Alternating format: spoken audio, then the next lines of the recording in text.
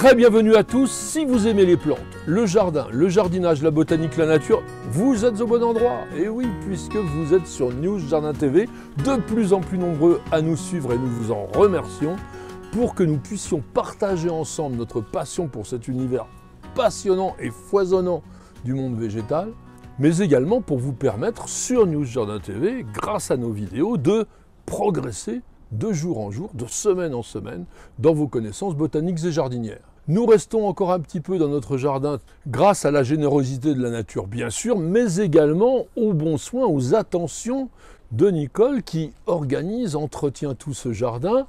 Et Nicole qui se trouve aussi actuellement derrière la caméra pour enregistrer toutes les images vidéo de cette émission. Et ce soir, nous sommes à la fois fiers et heureux de vous accueillir pour le numéro 438, et oui déjà, de notre émission journalière Le Quotidien du Jardin, une émission qui est faite avec vous, par vous, pour vous, grâce à vous, puisqu'elle consiste à ce que je réponde tous les soirs à l'une de vos très nombreuses questions. Continuez bien sûr à nous en envoyer, et puis parcourez l'ensemble du site, l'ensemble de la chaîne, pour profiter de tous les thèmes que nous avons déjà traités. C'est bien sûr avec Nicole que nous sélectionnons très soigneusement vos questions et nous avons été interpellés ce soir par celle d'Amandine 4465 qui nous dit « Est-ce que tous les jasmins fleurissent blancs et sentent bon ?» Et elle complète « J'ai cru comprendre qu'il y en avait des jaunes et sans parfum. » Tout de suite pour les jasmins blancs, je vous envoie vers l'émission Le Quotidien du Jardin numéro 312. Et là, vous y trouverez les principales variétés blanches et généralement odorantes. Mais il existe évidemment des jasmins jaunes et nous allons leur consacrer cette émission. Je vous rappelle que le genre Jasminum a été créé en 1753, encore une fois, par M. Carl von Linné, botaniste suédois de son état. Et là, il s'est inspiré du persan Yasémine, qui désignait tout simplement la plante. Le jasmin fait partie de la famille des saules, les Oléacées, qui a été créé en 1809 par le duo de naturalistes et botanistes allemands Johann Schanturius von Hofmannsegg et Heinrich Friedrich Link. Et ce genre Jasminum compte pas moins de 208 espèces validées par la nomenclature botanique internationale et 373 synonymes. Les jasmins sont principalement des arbustes volubiles, c'est-à-dire qu'ils peuvent grimper, et d'origine subtropicale. Le plus connu des jasmins jaunes est Jasminum nudiflorum, qu'on appelle le jasmin d'hiver. Cette espèce a été décrite et nommée en 1846 par le célèbre botaniste britannique John Lindley. Il avait reçu des échantillons collectés en 1844 par un chasseur de plantes britannique très réputé, Robert Fortune, et ceci lorsque ce dernier avait effectué son premier voyage en Chine. Parce que le jasmin d'hiver est originaire du centre de la Chine. Et c'est un arbuste sarmenteux, donc avec des tiges souples, mais qui ne s'accrochent pas d'elles-mêmes, et avec des rameaux anguleux qui peuvent mesurer jusqu'à 3 ou 4 mètres de long. Les feuilles sont caduques, opposées, composées de 3 folioles de 1 à 3 cm de long, ovales à oblongues et vert foncé.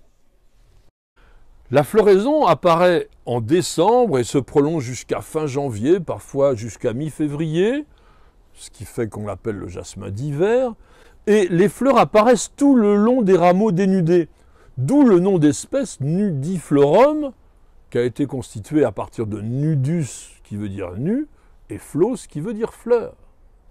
Et ces fleurs sont solitaires, tubulaires, elles mesurent environ 3 cm de diamètre et elles sont découpées en 6 lobes et d'un jaune lumineux, mais malheureusement totalement inodore.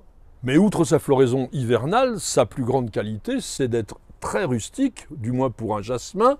Il résiste autour de moins 15 degrés et il n'y a aucune autre espèce de jasmin qui peut lui être comparée au niveau de la rusticité. Une autre espèce de jasminum à fleurs jaunes est Jasminum mesnii, qu'on appelle le jasmin prime-vert.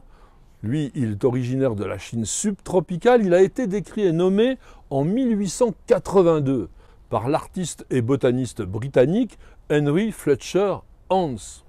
C'est un arbuste semi-rustique, il ne faut surtout pas l'exposer à moins de -8 degrés. Au port buissonnant, il mesure entre 1,50 m et 3 m de haut. Les tiges sont souples et grêles. Et soit on laisse retomber naturellement, c'est très joli, ou on va à ce moment-là palisser les rameaux. Le feuillage est persistant, les feuilles sont opposées, pennées, elles mesurent de 3 à 7 cm de long et composées de 3 folioles oblongues lancéolées. La floraison se produit au printemps et en été, parfois même toute l'année sous les climats chauds, et vous avez des fleurs solitaires, jaunes, de 3 cm de diamètre environ, aplaties sur le dessus, souvent semi-doubles, avec un parfum qui lui est bien présent. Et comme vous le savez, si vous suivez régulièrement l'émission, la botanique a ses fantaisies, et il faut savoir que la plupart des espèces de jasmin à fleurs jaunes ont été transférées en 2014 dans le genre Chrysojasminum. Il y a 10 espèces, et qui a été créé par le naturaliste et botaniste italien Enrico Augusto Banfi, qui est né en 1948, et il s'est inspiré du grec chrysos, qui désigne l'or. Et les plus couramment cultivées sont 2 espèces qui avaient été précédemment décrites dans le genre Jasminum, par Carl von Linné, évidemment. Nous avons donc Chrysojasminum fruticans, le jasmin jaune ou jasmin sauvage, qui est un arbuste semi-persistant de 1 à 2 mètres de haut, originaire de la Méditerranée et de l'Asie occidentale. Les tiges vertes sont anguleuses, souples, elles portent des feuilles alternes avec 3 folioles étroites de 2 cm de long environ. La floraison est estivale, elle se produit à l'extrémité des tiges et réunie en bouquets de trompettes jaunes de 1 à 2 cm de diamètre, très légèrement parfumées. Et cette floraison est suivie de baies globuleuses d'un noir brillant qui vont persister tout l'hiver et être décoratives. La rusticité de Chrysojasminum fruticans est de l'ordre de moins 10 degrés. Vous avez aussi Chrysojasminum humilé, qu'on appelle le jasmin d'Italie, mais qui en réalité est originaire d'Asie. On le rencontre de l'Afghanistan jusqu'au sud-ouest de la Chine. Le nom d'espèce signifie modeste, discret. C'est une allusion aux dimensions moyennes de la plante et à son très faible parfum, comparé bien sûr à celui d'autres jasmins. C'est un arbuste semi-rustique, moins 8 degrés au minimum, port buissonnant, il peut mesurer de 2 à 4 mètres de haut. Il est arrondi avec des rameaux flexibles qui peuvent être généralement retombants ou que l'on peut palisser pour en faire une plante grimpante. Le feuillage est semi-persistant, les feuilles sont alternes, coriaces, imparipennées, donc elles sont comme une plume mais avec un nombre impair de folioles, et il y en a de 5 à 13 qui sont ovales, lancéolées. La floraison a lieu de juin à juillet. Ce sont des cymes composés de 6 à 12 fleurs d'un jaune lumineux. Elles sont assez petites, à 2 cm de diamètre, mais il existe un cultivar qui s'appelle Revolutum et que je vous conseille, dont les fleurs sont beaucoup plus grandes, 3 cm de diamètre. Le parfum, lui, est très peu présent. Et puis vous avez Chrysojasminum odoratissimum, que l'on appelle le jasmin jaune parfumé ou jasmin jonquille. Lui, il est originaire des Canaries et de Madère. C'est un arbuste semi-rustique, pas moins de moins 8 degrés, port sarmenteux, donc très souple, tige de 3 à 4 mètres de long, avec un feuillage semi-persistant, une feuille composée de 3 à 5 folioles, coriaces, vert foncé. La floraison est estivale, les fleurs sont jaunes d'or et elles dégagent un parfum subtil et puissant, tant et si bien que c'est l'un des jasmins les plus utilisés en parfumerie. Les jasmins jaunes sont des plantes très peu exigeantes, hormis ceux qui sont un peu frileux, et ils acceptent pratiquement tous les sols du moment qu'ils soient bien drainés. On peut même les planter dans des terres un petit peu calcaires, mais généralement ils apprécient quand même que la terre reste bien fraîche durant l'été. N'hésitez pas éventuellement à les pailler. L'exposition doit être ensoleillée, mais évitez le soleil trop brûlant afin que les jeunes pousses ne soient pas grillées lors des fortes chaleurs de l'été. Vous pouvez carrément le mettre à mi-ombre, ça va très bien. Et dans ces cas-là, n'hésitez pas à le planter le long d'un mur exposé au nord, surtout si vous êtes dans le sud de la Loire. Comme je vous l'ai dit précédemment dans l'émission, les jasmins jaunes doivent être palissés parce que leurs tiges sont trop rigides pour pouvoir s'enrouler d'elles-mêmes sur un support, mais en revanche, elles sont rarement suffisamment costauds pour supporter leur propre poids. Donc on les attache.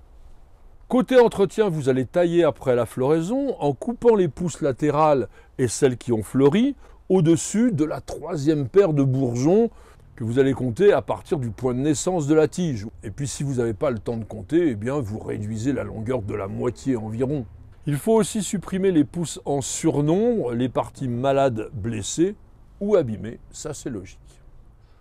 Je vous propose maintenant que nous terminions notre émission comme à son habitude avec une petite touche poétique, et là encore je me suis permis de composer ces quelques vers à votre attention. Présage d'une belle résurrection de la nature, les chatoyantes trompettes d'or du jasmin d'hiver, portées par de flexueux rameaux tendres et verts, éveillent le jardin tout frissonnant de froidure. Sa robe trifoliolée étant encore absente, on nomme nudiflore le plus rustique des jasmins. Facile à cultiver, c'est une plante ravissante qui fera le bonheur des plus gracieux jardins.